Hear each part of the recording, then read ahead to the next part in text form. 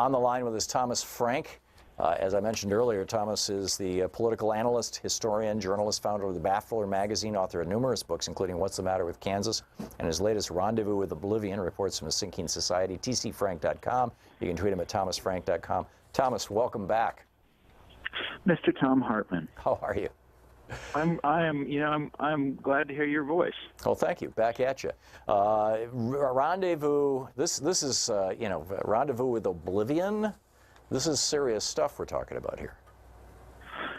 Well, you say it's serious stuff. Is that what you just said? Yeah. but done with a certain amount of humor. Yeah. So it's a play on Franklin Roosevelt's phrase when he said this generation is a rendezvous with destiny. Mm-hmm. And I don't know what to tell you, Tom. I'm very unhappy with the state of life in the United States, and it's not just about Donald Trump. So the book is a collection of essays going back about 10 years, in which I document. It's mainly about the sort of the intellectual guardians of the public interest and how they have failed.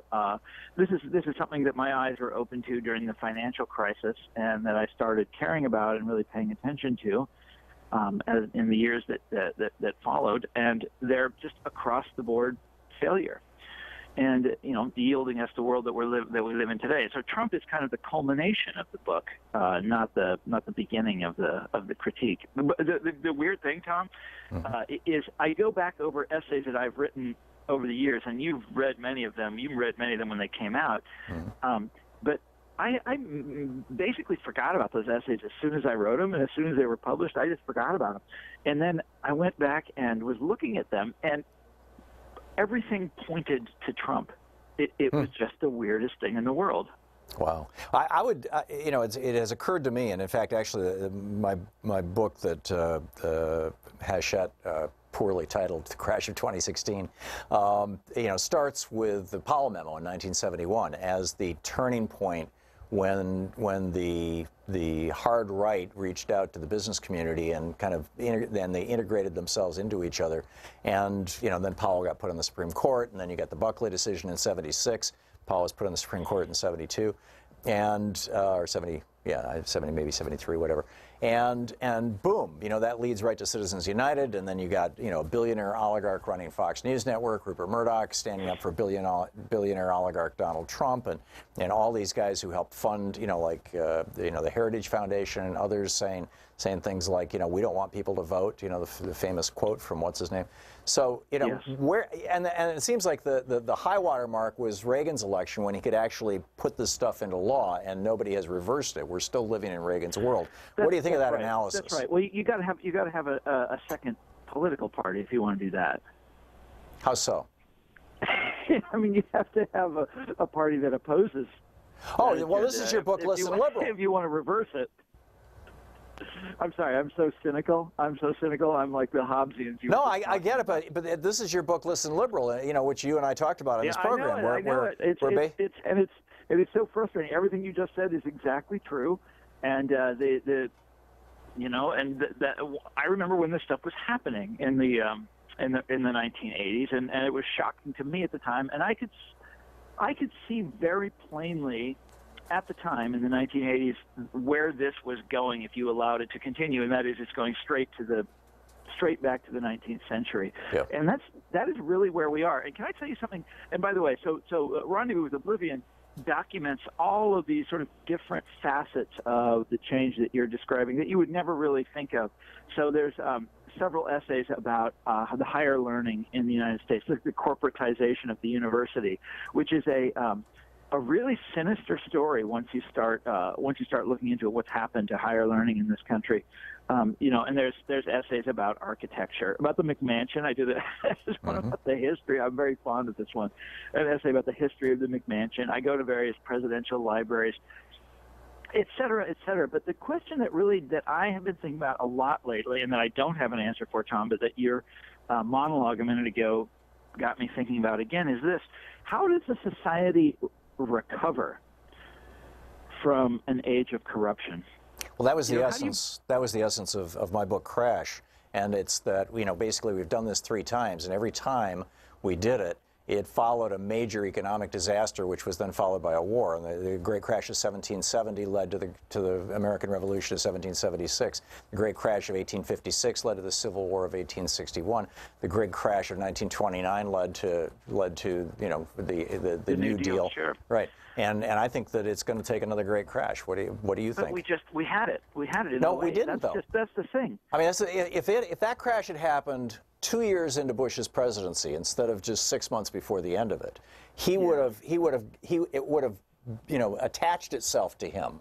And as it was, Obama got us out of it, and the Democrats got us out of it. But I don't think Americans realized how bad it was. They weren't. They did. You're exactly right that they didn't realize. I mean, people were furious, and if you ask me, are still furious. So for people today, that is the foundational moment to a certain degree. That is the nightmare knowledge that lurks in the back of everyone's mind when they're, because it did expose the professional class as being profoundly corrupt. The Wall Street guys, the real estate appraisers, et cetera, the people that rate bonds. Everybody was on the take. Everybody was in on it, and then they all got bailed out. And that's the sort of nightmare knowledge that's behind everything that has come since. And apropos, by the way, go ahead. Oh, sorry, go ahead. No, you go ahead. It's your show. Right. Well, yeah, but it's about your book. In Listen Liberal, you made the point that the Republican Party represents the 1%, and the Democratic Party, as reinvented by the Clintons and the whole DLC thing back in the 90s, represents the top 10%. Nobody's representing the bottom 90%. And I think that's what you were referring to when you said, if you're going to push back on Reaganism, you need a new political party. But I see that emerging inside the Democratic Party, from Alexandria Ocasio-Cortez to Bernie Sanders to even so-called corporate Democrats now singing the tune. I mean, you've got now this new caucus, Medicare for All caucus, that just emerged. Yeah, I know, it's great, isn't it? I mean, good stuff is happening. It seems to me. Those are really positive developments that you just described. Those are all like really great things.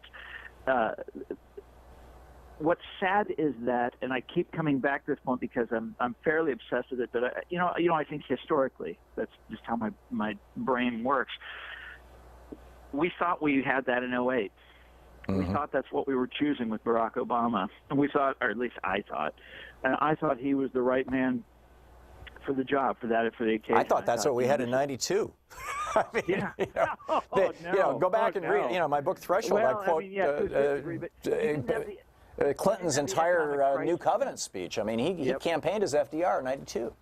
I know, but he didn't have the financial crisis. I thought that was the turning point, and I thought that Obama would have to rise to the occasion, and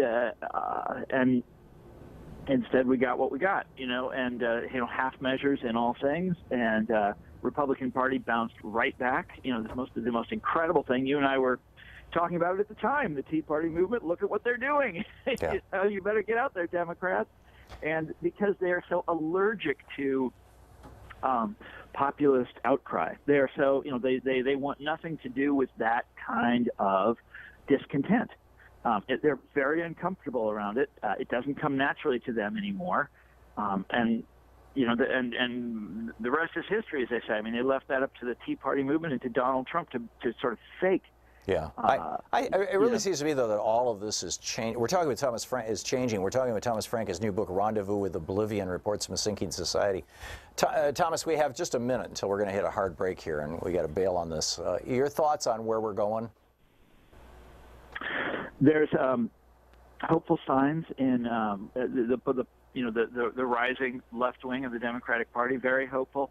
On the other hand, I don't think Trump is going to be as big a pushover as people think. I think that there is something going on in this country, and I think mainstream Democrats don't get it.